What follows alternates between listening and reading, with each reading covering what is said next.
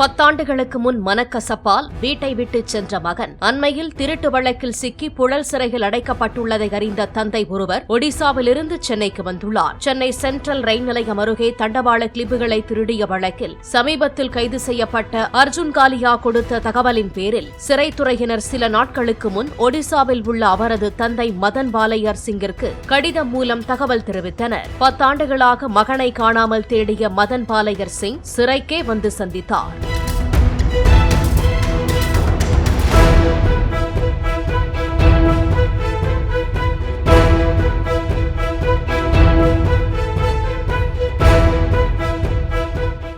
Play store மற்றும் app ஸ்டோரில் இருந்து பாலிமர் செயலியை QR கோடு மூலம் பதிவிறக்கம் செய்யுங்கள்.